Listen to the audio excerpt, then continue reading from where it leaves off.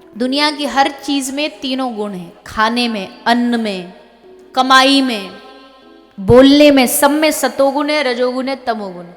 अगर तामसिक खाओगे तो तमोगुण का जो प्रबलता है वो बढ़ जाएगी, शरीर में तमोगुण बढ़ जाएगा। इसलिए साधु महात्मा कहते भाई तामसिक आहार मत खाओ। प्याज लहसुन जो लोग बड़ा बोलते हैं भैया इसमें क्या कोई पाप थोड़ी है, कोई कहता है राम जी ने त्याग दी थी, कोई कहता है किसी के हड्डी से बनी है, कोई कुछ कहानियाँ बहुत हैं। पर देखो हम तो कोई कहानी, हमको ज़्यादा है नहीं इस बात का ज्ञान कि क्या कहानी है, पर बस इतना सुना है और इतना पढ़ा है कि प्याज हुआ, लहसुन हुई, तीखा हुआ, बहुत ज़्यादा तेल मसाला हुआ, ये सब तामसिक भोजन में आता है। इसको खाने से तामसिकता बढ़ती है, गुस्सा बढ़ता है, क्रोध बढ़ता है। इसलिए जितना हो सके तामसिक भोजन से बचो। मांसाहार लोग आजकल इतना खाते हैं, अब मांस खाएंगे तो क्या बढ़ेगा? तमोगुण बढ़ेगा, ईर्ष्या बढ़ेगी, हिंसा बढ़ेगी मन में।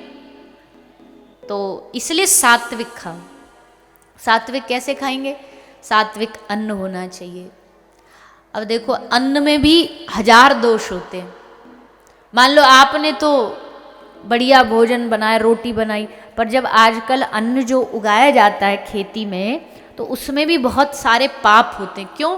क्योंकि उसमें लोग कीटाणुओं को मारने की दवाई डालते हैं, कीड़े मकोड़े मरते हैं, तो अन्न में दोष आ गया। अब अन्न के दोष को क्या करें फिर? क्या खाएं, क्या जिए कैसे? तो बोले आप जो भोजन बनाते हो घर में, रोटी सब्जी, सब्जी में भी आजकल लोग दवाइयाँ डालने लगे हैं, पेस्टिसाइड्स डालते हैं, कीटाणु मरते हैं, तो उसमें भी दोष आ गया। तो ये सब दोष कैसे खत्म होंगे? बोले जब आप भोजन बना रहे हो तो भोजन बनाते समय भगवान का नाम लेते रहो, और जब भोजन बन गया है उसको भगवान को भोग लगाओ। तो भोग लगाओगे तो जितने भी उसमें तमोगुण होंगे, पाप होंगे, ठाकुर जी पा करके उससे सबको खत्म कर देंगे।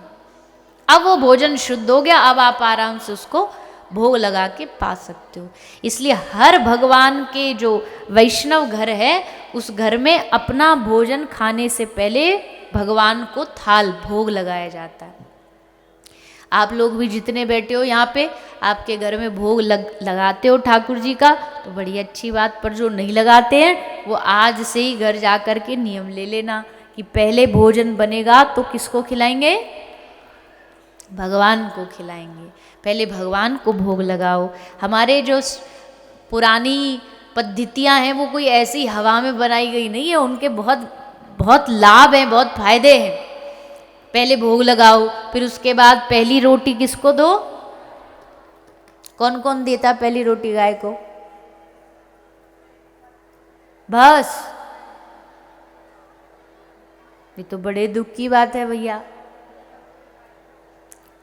गांव क्षेत्र में रहते हुए यहाँ वाले गाय को रोटी नहीं देंगे तो शहर वालों के पास तो बहुत बहाने हैं। फिर तो जी गाय नहीं है, जी समय नहीं है। पहली रोटी गौ माता को दो। सबसे पहले पहला घर का कौर भोजन गाय को जाना चाहिए।